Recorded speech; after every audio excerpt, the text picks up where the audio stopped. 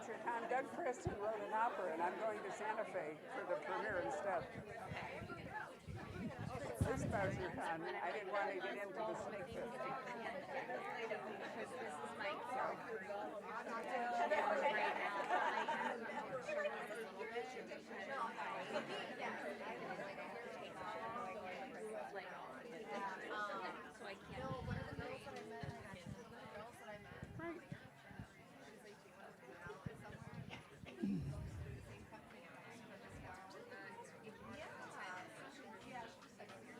I haven't got anything to say, so. Hi, there, there are chairs up here. If you're looking for chairs, there's several over here. Don't be embarrassed. Just walk up the aisle or sit in the red ones. Or pause for wine on your way. Why not? Right. There you are. Wonderful. It's so great. We have every chair we have, which is 160 down on the floor. So we can actually get 200 people in the store, but the remaining have to stand all the way to the door. So that's how that works. And I see a kitten is going to be part of the audience. Right. Are you going to bring that kitten up here and show us? Well, oh no, there's Karin, but that's great because then Karin can admire the kitten. Right. So please welcome Karin Slaughter back to the Poison Pit.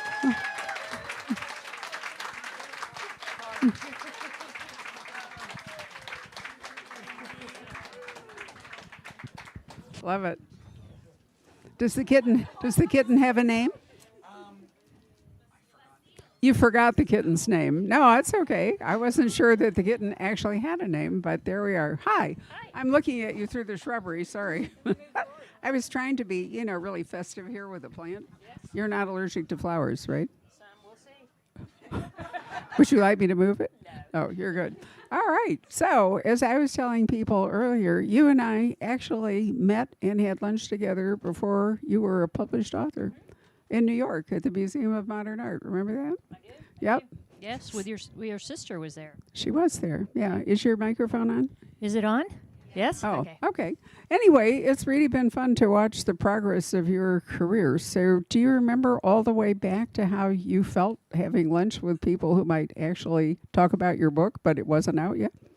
I didn't know because I went with a friend of mine and she said, I'm having lunch with friends at this cool place, and I didn't figure out until halfway through that you owned a bookstore. And I was mostly shocked because Rob ate a 32-ounce steak.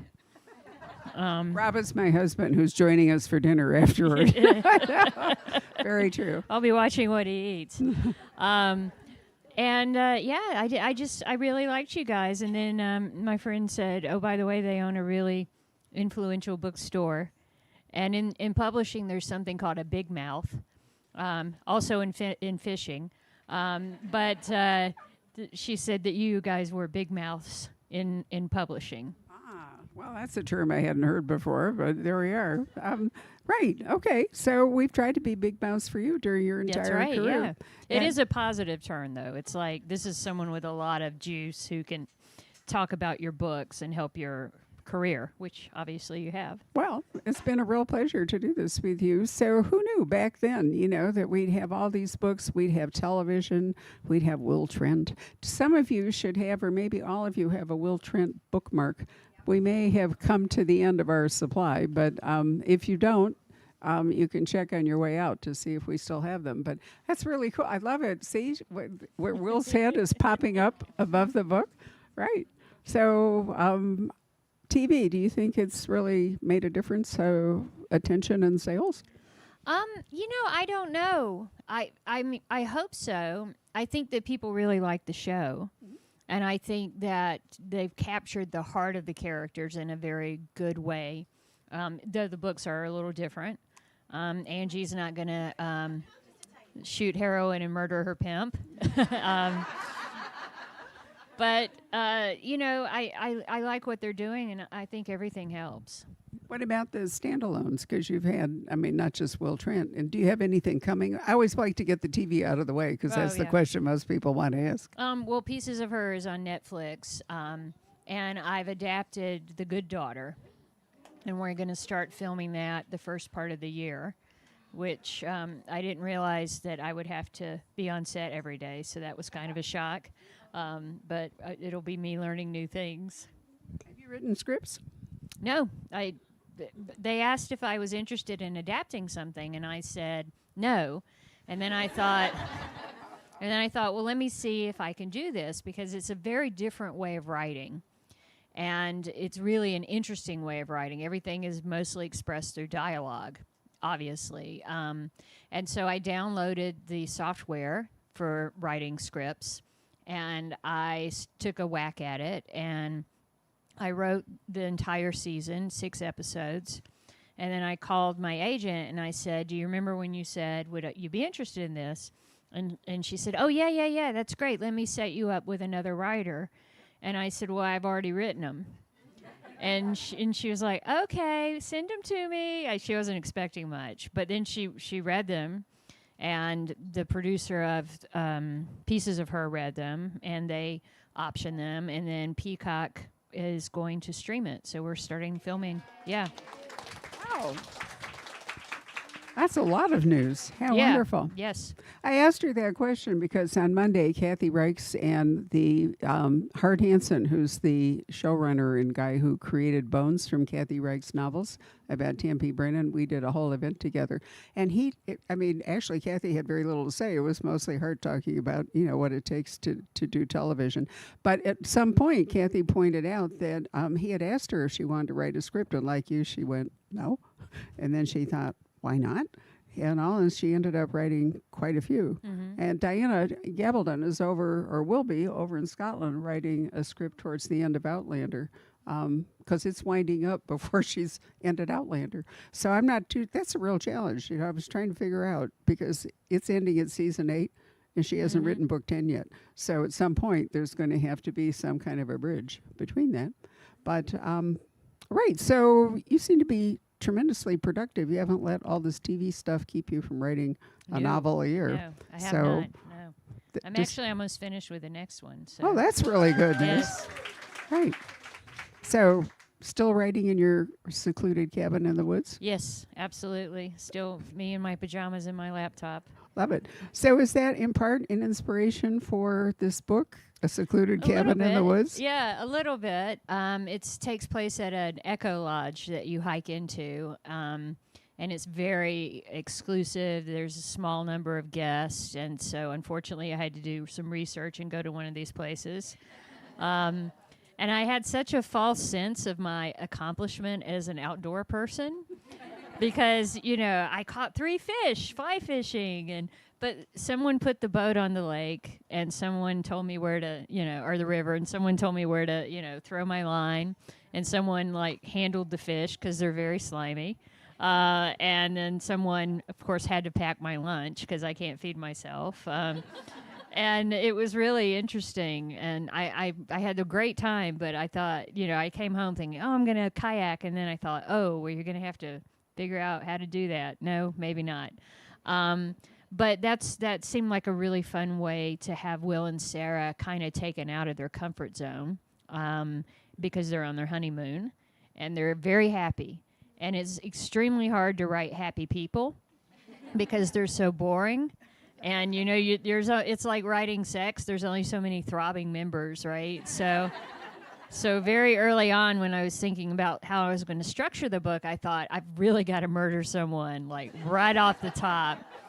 Otherwise, people are not going to want to read past chapter 1. And so we have this murder happen in the first chapter, and then we shift back 12 hours to when Will and Sarah first get at the lodge. And hopefully that buys you some patience, but also you're thinking, hey, locked room mystery. These are all the suspects for this murder: the guest, the staff, and the family that runs the lodge. Any one of them could be a murderer. And of course, all of them are lying, even Sarah and Will.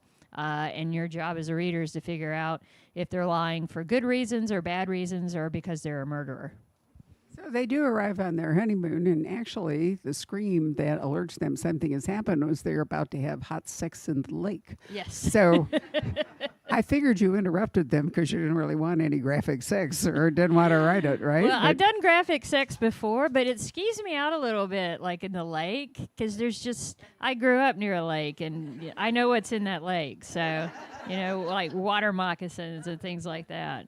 That's true. It's a southern lake, right? Yes. So a place you have to hike into. So let me just say this, and I don't want to be pedantic here, but there is a real difference between a locked room mystery and Then There Were None. And Then Yes, There None yes. is actually, it's different. A locked room mystery is a person who dies alone in a structure or some confined space where the windows are barred and the chimney is stuffed up and the door is locked, and the only real answer seems to be suicide. But it turns out that somebody figured out how to kill somebody and leave the room.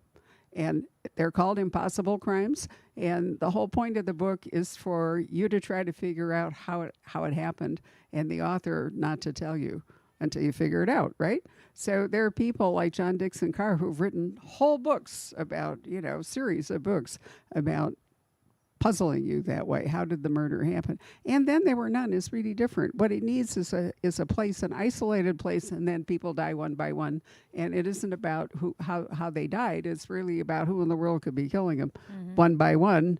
And, if you remember the Agatha Christie, in the end, there is actually, there are none at the end, right? Yeah. Which is, I think, a classic that everybody revisits. I read a lot of Christie before I wrote this, and it was interesting to read her not as a reader but an author, to really look at structure. Because as a reader, I always felt it was kind of simplistic, but if you really dive into how she does it, so that it's not that sort of funny ending of Clue where they're rushing around, and it really is an art to be able to do that. And so many things that she wrote about, we think of them as tropes now, but they weren't tropes when she wrote them. That's the original source for this. And I wanted to really lean into things like, okay, well, the bridge is out, but sure, we've got ATVs, or the phones don't work, but we have satellite phones, and there's Wi-Fi, and there's all this technology. And I wanted to just kind of own it in a way that these are the familiar things, and I'm going to say, yeah, but, they've found a way around it. Yeah, actually disabling all the technology, I think was the fun for you. And a great part in writing this book was, all the safety nets that we're kind of used to don't work now. So was it Mother Nature? Was it, fiendish bad actors on site? Whatever, because there is some Mother Nature that comes along in all this, isn't there? There is, yes. There's a storm, because there's always a storm. And, it to me, I think one of the main things I always try to capture when I'm writing a book is I ask myself, what is the heart of this story? And with Will and Sarah, you obviously have the fact that they're in love with each other and they've just gotten married and everything is wonderful because they've just gotten married. But I think that the heart is more the person who you meet, who eventually turns into the victim. And that's not giving too much away, is it? Because it's on the jacket. Don't read the book jacket. That's Just right. open the book and start Yeah. reading. But it's hard to talk about the book without talking about Mercy, who is a victim. And, you kind of know that because she's in the first chapter of one of my books. So you just automatically know it's not going to turn out well for her. But I really did think writing her that I wanted to show her very complicated victim, a woman who makes some really bad choices, who has done some really bad things in her life. But at the end of the day, she still has her life and she still has her dreams and things like that. So that was my goal in writing her, was to say this is a person who mattered. Because a lot of times when you read about a woman being murdered, particularly a woman of color, you don't even see their names. It's more about the fact that their tragedy of their death, and you don't learn a lot about their lives. So I wanted to write a little bit about her life.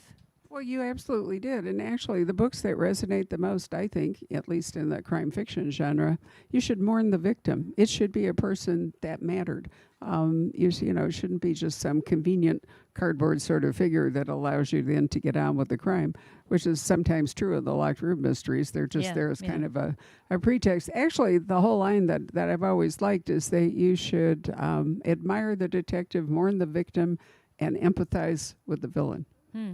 If you can do all that, then that is a truly remarkable book. And I thought you did all that in this book. Thank you. You're welcome. Also, you need to have an end that's as good as the beginning. It's all too easy, to come up with some really great opening and, whatever it is. And then by the time, and there's just a damp squib at the end, and you thought, why did I spend all my time, in this book only to get to that place? Yes. That's a Manette Walters quote, that the end should be as good as the beginning. I've often thought about that. Well, a lot of writers, they do spend so much time on that opening, but I spend twice as much on the end, because even if the book is perfect up until that point, if the ending falls flat, that's all that people are going to remember. I think so too. So describe, if you will, a little better this camp, because you say eco camp, but I was thinking it was sort of like an old Adirondacks camp or something. Not so much eco as more old fashioned. Yeah, we don't really have that kind of thing. So in Georgia, in the North Georgia mountains, we're at the foothills of the Appalachian Trail. And there are some what's called hike-ins where you can't drive. You have to hike several miles into it. And they tend to be very rustic because you have to hike in everything. And so I wanted that concept, but I wanted it to be really high-end because Sarah has said repeatedly in books from the beginning that she hates camping. I also feel that way. I hate camping. And so, Will's part of the wedding is he's planning the honeymoon. And so he finds this hike in where they can do all these fun things.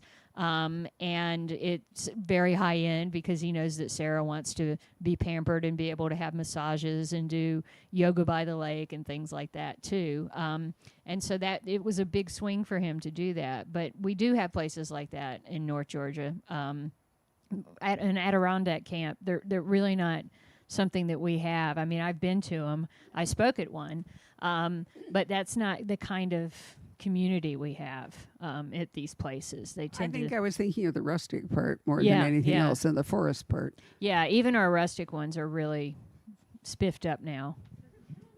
Well, so here's one thing that people don't know, probably because why would you?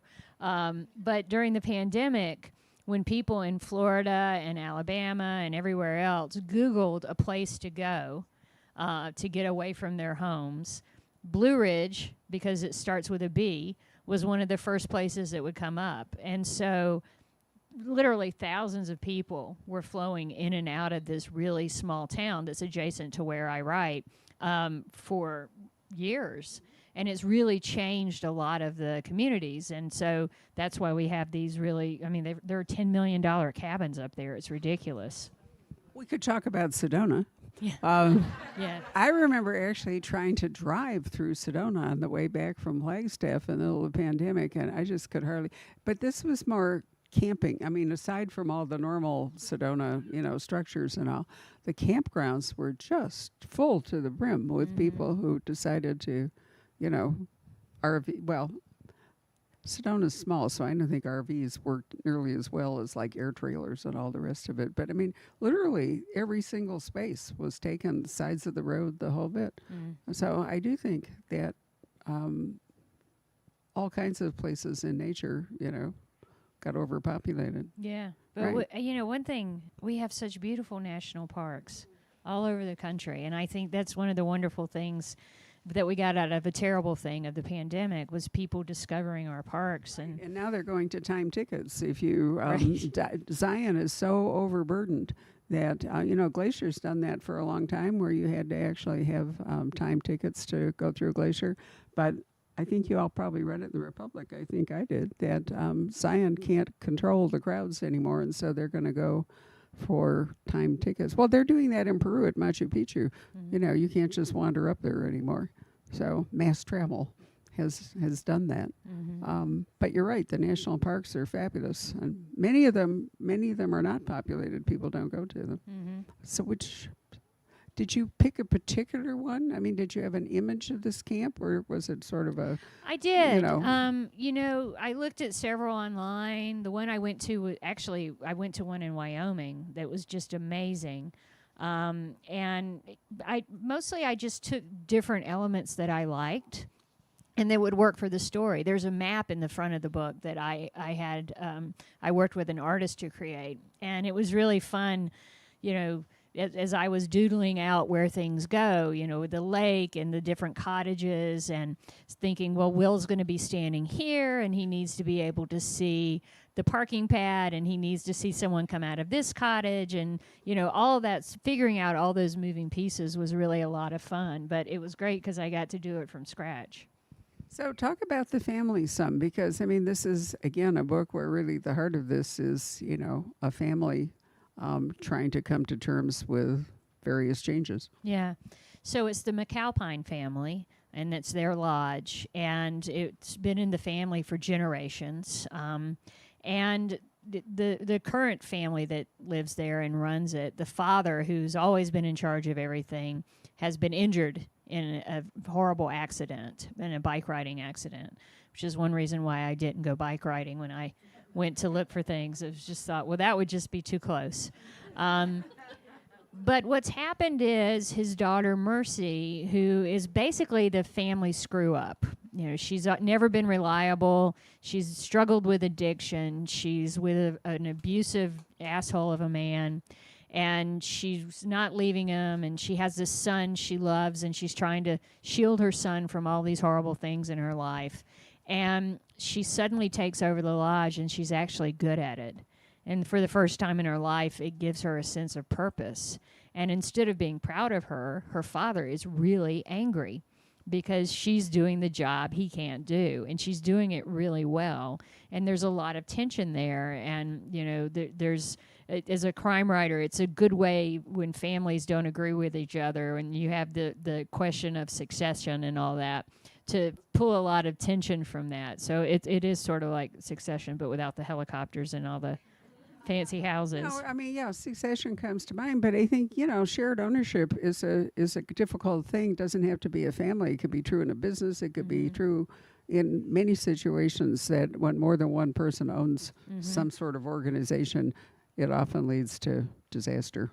Well, you know, it's interesting because everywhere I travel, there's always someone who comes up and says, you should write about this local crime. And generally it's someone has died and their family has gone crazy and tried to murder each other or steal from each other or whatever. And it really does, for certain types of family, anytime money is involved in death and mortality, it just brings out the absolute worst in them. So it's great to write about. The more money is involved. Any of you watch the Redstone drama play out, you know, for years in New York? I mean, it was just, you couldn't have made it up. Yeah. It was so horrible. Yeah. And as people are living longer and longer, as the Murdoch family is now engaged in something like this, when you have, you know, people who have lived for decades longer than anybody might have imagined, it can lead to multiple generations all trying to figure it out. So I always thought the Rockefellers did pretty well the way they divided everything. I don't know exactly how they did. It takes great estate planning.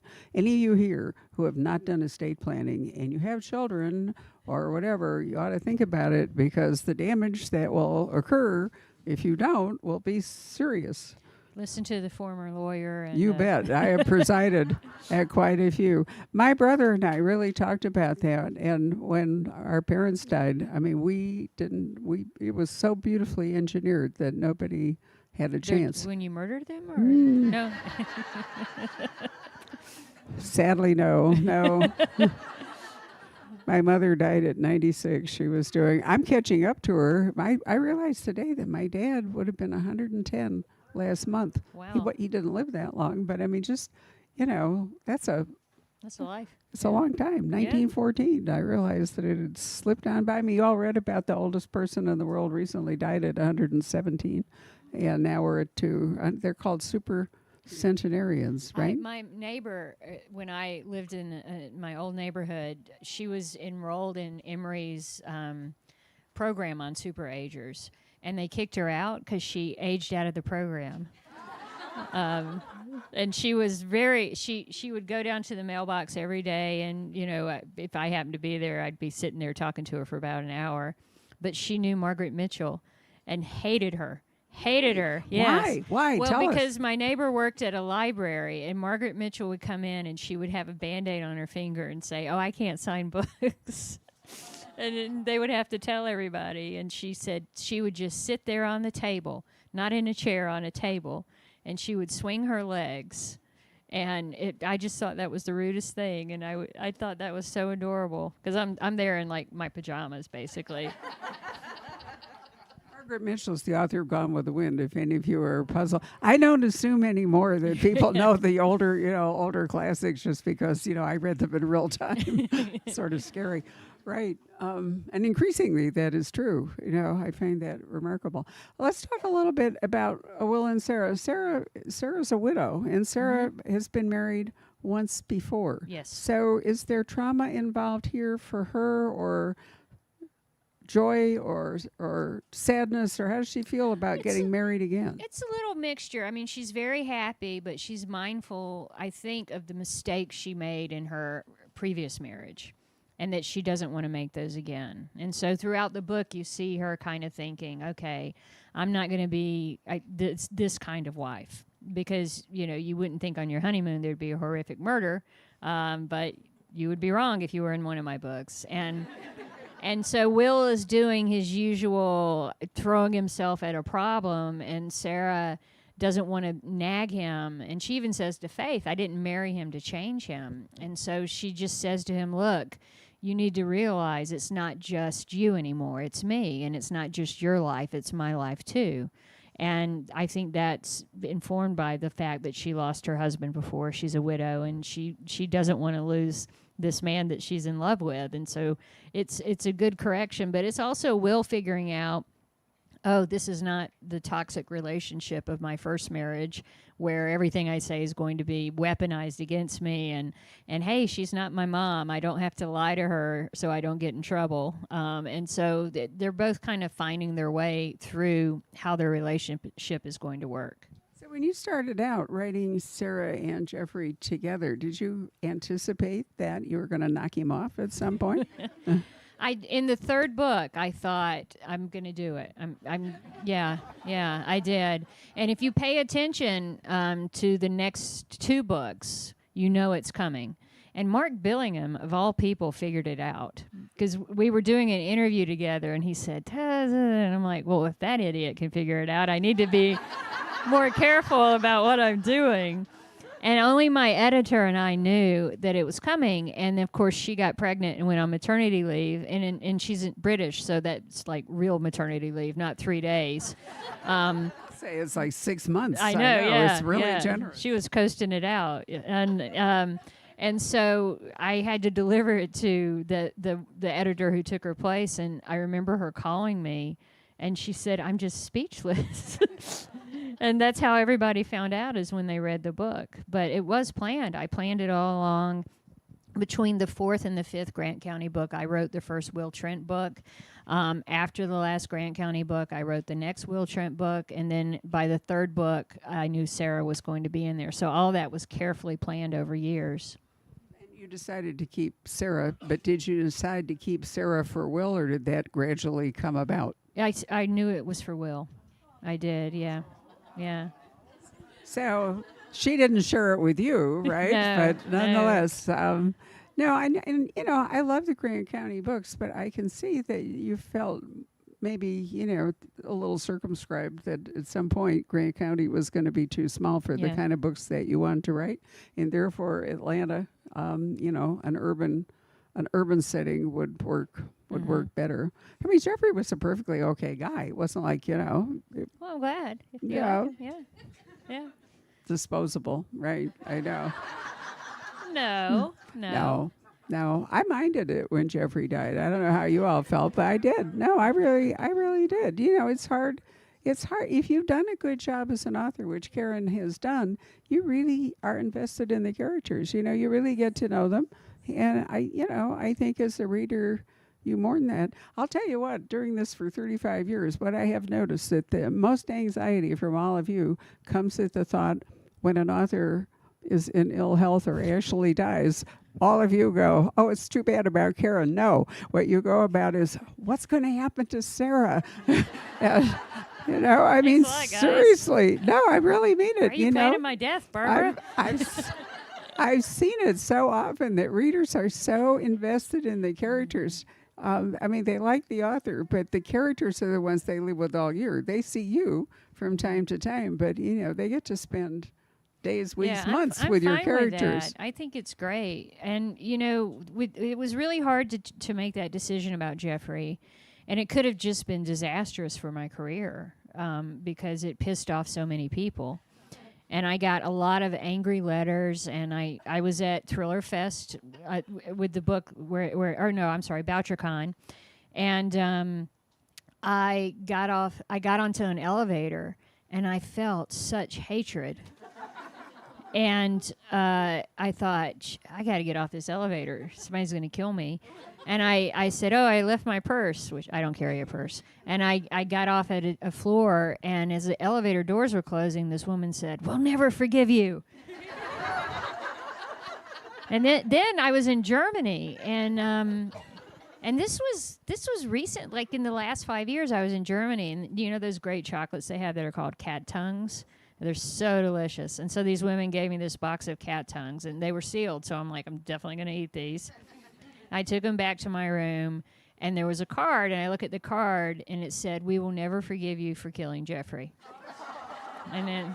Did you worry that the chocolates were poisoned? I did, so I called my publicist, and I was like, do you want some of these cat tongues? And she's like, yes, because they're delicious. And she ate them, and then about an hour later, I texted her. I was like, hey, how you doing? Any explosive diarrhea or fever? In Roman days or medieval days, that was called a taster, that it was an actual official position, where... I'm sure publicists have done worse. Very likely so. So you mentioned Germany. Talk to us a little bit about your European audience and all, because you have a very large audience in the UK and other places, and you have toured for years overseas. I have, and I love it. This is the first year, without the pandemic, that I didn't go to Europe. And I looked, actually, I found an old passport, and I thought, holy crap. In 1 year, I was in Singapore, Australia, New Zealand, and that was one trip. And then I was in Germany, and that was another trip. And then I went to England and Ireland, and that was one trip. And then I went to the Netherlands, and that was like all these trips. And I was grumpy flying 4 hours here. I'm like, who is that Karin who was able to do that? Well, at least you were in Atlanta where you were near Hartfield, Yeah, yeah. It wasn't like you had to take a little commuter plane to get to the main airport. But, yeah, well, what else can we say about this book? It's really good. It was fun to write. It was a lot of fun because it takes everybody out of their comfort zone. And, halfway through the book, Faith shows up. And I spent, the early part of the book, and Amanda, too. I spent the early part of the book with Will and Sarah just, jaw-dropping over the beautiful scenery and the greens like a quilt going down the mountain. And then Faith gets there, and she's like, why are there so many birds? And she's very grumpy, and that was a lot of fun. And I hate horses. I cannot stand horses. You're not going to talk me into liking them. They're homicidal or suicidal. I've been thrown from a horse 3 times. Do not get back on, because it threw you for a reason. It doesn't want you up there. And so, I had to put Faith on a horse, more of a docile horse than the ones that I experienced, who, again, were homicidal. And it was just a lot of fun figuring that out and bringing Amanda in, because Amanda is really annoyed that this has happened on their honeymoon, because a woman who has absolutely no life outside of work doesn't want Will to have no life outside of work. And so she's really pushing and pushing and pushing him, which, if you know Will, is never a good thing to do. So has the TV in any way affected how you look at Will or Sarah? I mean... No. You're able to, so there's book Will and then there's TV Will. Absolutely. And the fact that Ramon looks physically different from the Will I write about is so helpful, because when I was writing the follow-up book to Pieces of Her, I had such a problem writing the character of Laura, which was played by Toni Collette, because Toni did such a great job. And she looks very much like the Laura I had in my head. And so I kept having to say, no, that's Tony's Laura. You need to do your own Laura. And it was really a struggle. And I couldn't put her in the book much because I just thought I'm just going to have to take her completely out. So, it's actually the closest character in the show, I think, is Iantha Richardson's portrayal of Faith. Because she's really, she just has this gives no shits about anything attitude. And like if she shows up at a decapitation, she'd be like, okay, where's the head? She just would not care. And Iantha really does that well. And Sonia is really good at Amanda, but she's a little nicer than Amanda. So it works. It's a really interesting point because, we talk about Will Trent as Will Trent the whole bit. But really, I think that the shows that succeed also are about the rest of the cast. And I could say that about the Reachers. I am not crazy about Alan. I mean, he's fine. But I love the supporting cast. I thought in the first one, for those of you who watched it set in Georgia, the woman cop in Georgia and the black cop from Boston were fabulous. And in the second one, I thought the military people, they were absolutely wonderful. And I think in a long-running successful series like yours, it can't just be Will carrying the series, right? It has to be that everybody has a strong presence and a strong role. Yeah. I think from a storytelling opportunity, that's why I usually have around 3 characters, because it gives me a different perspective, a different way to write about, what's going on. And it's just easier from a narrative point of view.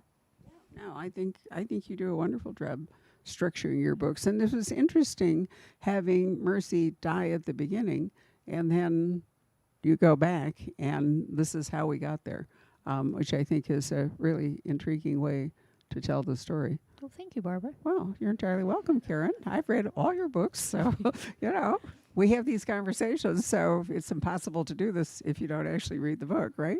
I mean, I could, when you're on television, I always remembered years and years ago, Dave Barry, who, is hilarious. And we had a little tiny TV show way back in the day over at the Scottsdale Library. Remember that? Right. So anyway, Dave Barry finally wrote a novel. It was a mystery. And I love the character. He lived in a tree and he made his living by voting. He was somewhere in Florida, and his income came entirely from voting. And he lived in a tree. But anyway, so it was a fun book. But all of a sudden, Dave Barry's going to come and do an event with us, and they want him to appear on this little TV talk show that I do. So I got up at 5 in the morning. I might have told you this because in order to watch whatever it is, Good Morning America or whatever it was, that I knew he was on it. So I got up at 5 in the morning. I watched. I was terrified. I mean, I'm going to talk to Dave Barry, even if it's local television. So I was nervous all day. And I arrived at the little TV studio, and Dave comes in, and I said to him, Dave, I said, I got up at 5 in the morning and terrified myself by watching you on that show. And he looked at me. He said, he said, those shows, it's all about them. They don't even read the book. He said, this is going to be all about me, right? Which was so kind of him, But at the same time, I think that's true, that you would be really fortunate if you were on a short, and you just were, on Good Morning America, if they have read your book in depth. Yeah, no, they had they had read, actually, usually it's just the producer who's read it, and then they prep the people who interview, but they had both read it. They had some good questions. Yeah, well, that's good news. Yeah, Yay. yeah. So speaking, I was surprised too because I've done them where you could just see they're reading from your Wikipedia page, or and they're like, "Tell me about Jeffrey in this book," and you're like, "Wrong book." Right. He died, dude. I know, so funny. Well, speaking of questions, why don't we see if the audience has questions? And since we don't actually have a mobile mic, would you repeat the question I will, yes. so we can hear it? It's a good one. All right. Yes. In your books, you have your 2 main women that a lot of people don't like, which are Dina Adams and Angie Glass. Mm-hmm. Will you ever write a book with both of them in the book? I think they'd kill each other. Yeah. A little bit of them goes a long way, and they're both toxic in different ways. And Lena is someone who's almost more dangerous than just a nasty person because she always thinks she's doing it for good reasons, and she always has an excuse. And Angie's just going to own it and say, I'm doing it because I want to do it. But they both will be back in future books, future Will Trent books, but I just don't know when. No, not in the same book, no. So now we do have a mobile microphone, so hold up your hand and that will show up. I'm obsessed with Betty on the show, and I just wonder how much one-on-one time you get with her. How is Not she enough. in person? Not enough. She is amazing. So Betty is just adorable. I got we did a photo shoot and I got to hold her. She's so calm. She's so laid back. I see her on the daily. She like, I was teasing Ramon because she hits her mark every time, and Ramon's like, well, they don't give us treats like they give her treats, you know. But I got to hold her before this photo shoot, and then they brought out a lint roller. And they were like, why does this white fur? And I'm like, my cat, sorry. But she's great. She's really great, yeah. Oh. Yes. Okay, so I just started reading your books. I'm the third, Will Trent, third one in. My goddaughter got me hooked on it. I am hooked. I don't read these kind of books. I cannot put them down. So, how do you even come up with these storylines? Like, they're like, wow. Do you like invest, like, get, how? How? Well, I do. I talk to a lot of police officers. I pay a lot of attention to local news. A lot of times I'll read about a case and it's so unbelievably awful. It's not anything I could put in fiction. So, you know, I do pull my punches a lot, believe it or not, and don't give the details. I think my job is to just give you enough of a taste of what is actually happening. Because one thing I've always done, and Barbara can attest to this, is I've never flinched away from writing about particularly violence against women, and that it's horrible, it's not sexy, it's not titillating. And, you know, that's just been the hallmark of my career. I've written books where men are brutally murdered and no one cares. So sorry, guys. I mean, it's just your lot in life. But you know, I want to make sure that I'm not using it as a gimmick or, you know, just shock value. I really want to put it in context and make sure that you care about this person and you want to know why it happened.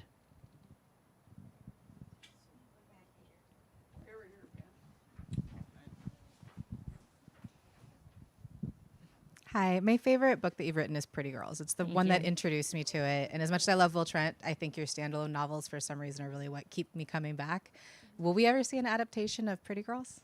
Eventually, yes. But it's going to be a little while. I got to do these other things, and I want to, you know, keep writing books, and it can take a lot of time. But I love Pretty Girls. It's one of my Do me a favorite favor stories. and don't make it cable. Make it like HBO. Yeah, yeah. No, I don't think it would work on Disney. Yeah. It would be like an hour. But yeah, I really want to. I've got a lot of people interested in it, but I want to do it myself so I can make sure I capture it as accurately as I can. I will say I've been in a lot of book clubs that people don't read these kind of novels, and I've made every book club read it. Yeah. And it's by far been the one that everybody read and everybody talked about. So That's I great. think it would do well. So thank you for doing that. Thank you. Yeah, it's pretty. You know, if you read Pretty Girls, you can read anything I write. It's the litmus test. Yeah. Hi, Karen. Hi. Pretty Girls is where my daughter and I started, and we were hooked from then on. My question is, why did Sarah not tell Jeffrey, or couldn't tell Jeffrey what had happened to her at the the kitty has a question. Why wasn't she able to tell him what had happened to her that night? Yeah, I think that part of it was she just didn't trust him to handle it. And when she did eventually tell him, he went kind of overboard. And he thought, okay, yeah, I'm going to go punish this guy instead of just talking to her. And, you know, I think that many men have that response of just, I'm going to go take care of it and fix it, when what they need to do is just sit and say, I'm sorry this happened, what can I do? And she didn't have that kind of trust in him at the time. But she does with Will. I mean, it's a very different kind of relationship. But again, it's what we were talking about earlier. when you're younger, you especially as a woman, you don't know how to ask for what you need. And you just sometimes expect people to figure it out. And then as you get older, you're like, this is what I need. And so I think she's definitely at the this is what I need point in her life. Don't you think there's an embarrassment factor too? I mean, when we're young, we think that the whole eyes of the world are upon us. Yes. You can stand up on the tee and you're pretty sure everybody on the golf course is going to watch you whiff, But when you get older, you just don't care. Yeah. And I mean, so you sort of recognize that. Yep. My sister said she didn't go through menopause. She went through fuckapause. Because she ran out of all the fuck she could give. Yeah. I think the age that Sarah and Jeffrey were had a lot to do Yeah, with it. I absolutely. mean, they might have matured into, Mm-hmm. had he stayed alive, they might have matured into. Yep. Yep. So I have another one. So The Silent Wife is one of my favorite books. Oh, so thank you. I was devastated when Jeffrey died. So how was it like bringing Jeffrey back?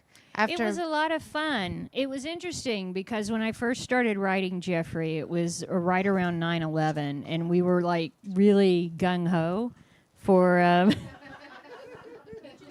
Thank you. We were like all up in the vigilante sort of thing, and the thing about Jeffrey is you do root for him, and you think he's doing the right thing, but as a cop, he crossed a lot of lines that he shouldn't have crossed. And so writing this book, it was a way to revisit that and say, okay, well, we all love when cops get the bad guy, right? And we kind of excuse bad behavior because they're going to get the bad guy. But what if it's actually not the right bad guy?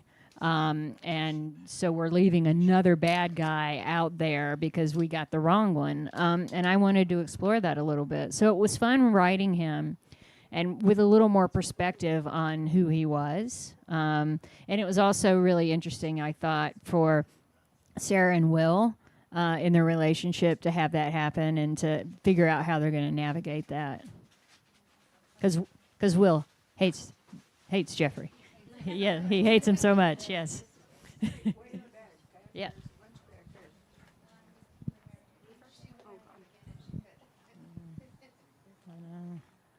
So I just wanted to ask because in the Grant County series, Sarah really wanted to have kids with Jeffrey, and at the very end, there was that about to adopt. Are there kids in Will and Sarah's future? I don't think so. I think for Sarah that she thinks that time has come and gone.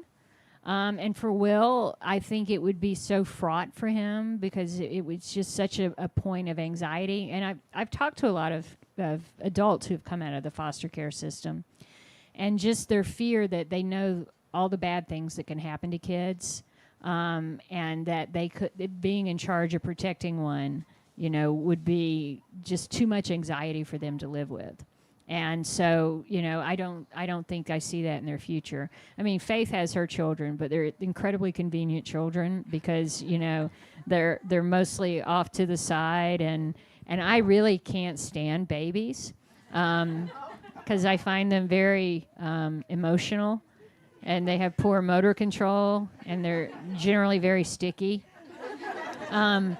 So Faith gets all of that. And I'll tell you what, I do a lot of research. There is nothing more hateful than reading a mommy blog where they're talking about their husbands and their children. And so I get a lot of the stuff that Faith, just her attitude out of those mommy blogs. I love it. It's my Kardashians. I love reading and listening to the audiobooks. Moving forward, because I love Kathleen Early, I love the narrator. Yeah, she's... Round of applause for that one. So...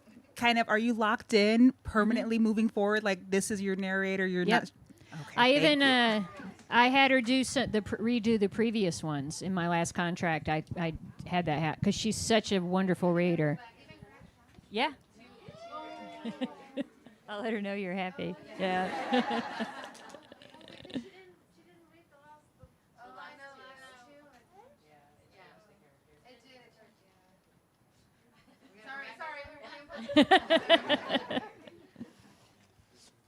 Yes. I just finished Pretty Girls, and the whole time I was reading it, I just kept thinking, people are awful. So in all of your research and experience writing, what makes people so awful? Is it something they're born with? Is it their environment, how they grow up? Is it some sort of trauma? I think it's all of the above. You know, there's the age-old nature or nurture, and I think some people just choose to do the bad thing, and some people are, you know, born with certain tools that they refuse to develop or that they overdevelop. I mean, it really. I've always been interested in why people do bad things, and what amazes me is how every single person who does a bad thing somehow manages to justify it. And that justification to me tells me who they are, right? And that to me is something I love to write about. More interesting than writing about like an actual psychopath is to write about a not psychopath who does bad things. Yeah, because it's a choice. It really is a choice. Yeah. Hello, my name is Angelina. I've been reading the books since Grant County. And I love them. They're great. I love the standalones a lot, too. My question is, when you first brought Sarah's assault into her story, did you plan on it being, I haven't read the book yet, but did you plan on it being as part of this story, or actually the last story? Yeah. Right? After that night, yeah. the night? Did you know you were going to put it in later and solve? Yeah, I did. It's actually something that I wrote about in the first Grant County novel, Blindsided. So this is something that's been part of Sarah's life.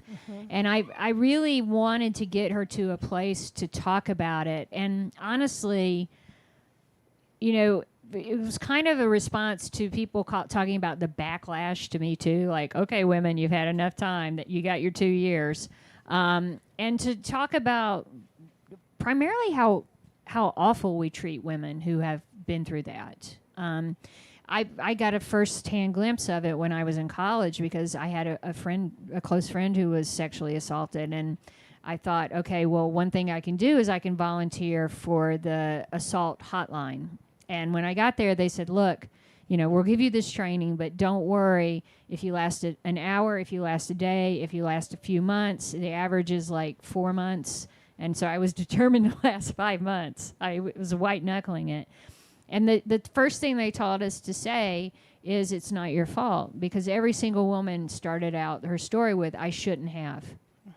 And we would say, he shouldn't have raped you, right? Because that's what it boils down to, right? I shouldn't have had a drink. Well, neither should have he. If he was going to rape somebody, if he gets drunk, maybe he shouldn't be drinking, right? And so it was something that I wanted to tell through Sarah's eyes, and she's talked about it along the way, but I decided to make this book about that just because I thought this feels like a good time for her to really tell her story, and to tell it to a man who understands what it means to suffer through a physical violation or through the trauma of that, and who she trusts enough to share that with. Yeah, definitely. I wonder, do you know if she's going to be able to tell her story or come into the TV show? Yes, eventually Sarah will be on screen. Yes. They're trying to figure out what iteration, how that's going to work. But for now, Will is, the first 2 books he was on his own. So he's on his own. He's just had this horrible thing happen with Angie. And you're seeing I've read the first script for the first episode, and you're seeing the fallout from that. So he's got a lot of work to do before he's ready for Sarah. Maybe one more question. Do we have one? Right over here. Oh. Well, we'll do 2. We'll do you. Okay. Yes. Do her and then her. So your name is quite perfect for your genre of books. So I'm curious if it's a pen name or if you were just born under a lucky star and it all worked out. I didn't think it was lucky when I was a little girl. Right. Because it's not the name you want as a little girl, especially when there's Sergeant Slaughter. But yeah, it is my real name. Yeah.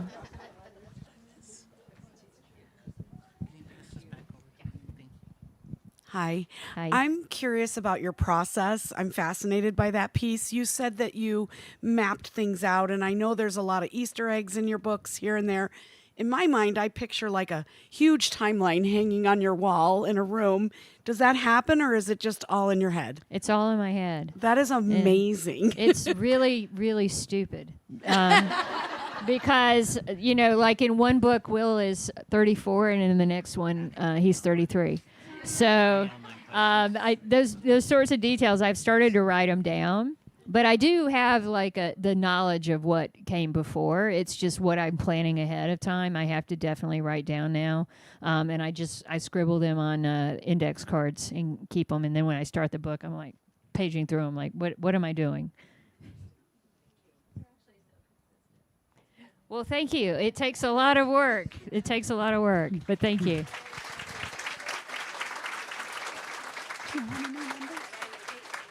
62? Right. I want to thank you all for coming, for your attention.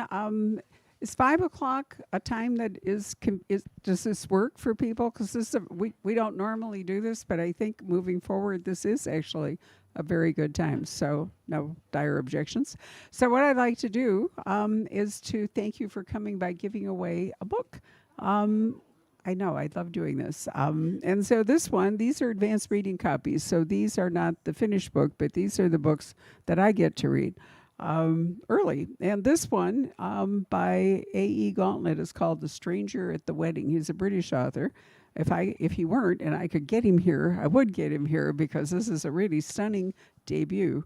Before love at first sight, there were things no one saw. Annie is never much believed in love until she meets Mark. They cross paths on a morning commute. They connect at a group counseling session for trauma survivors.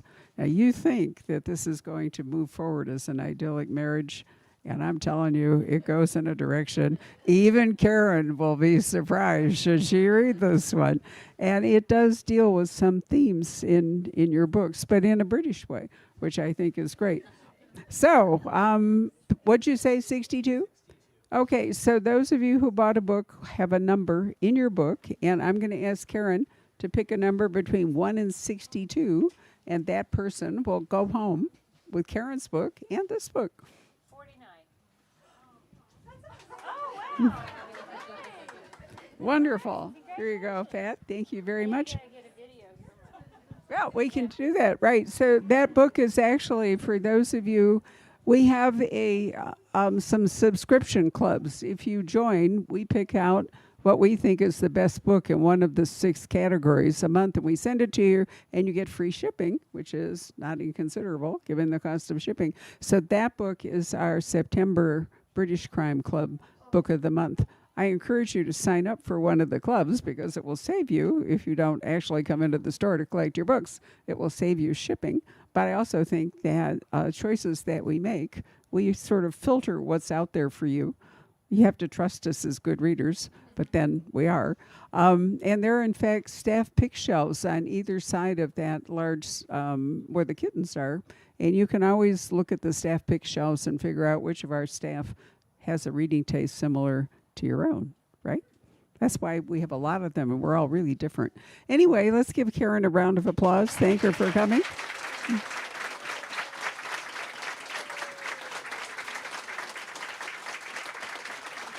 Yay. Thank you.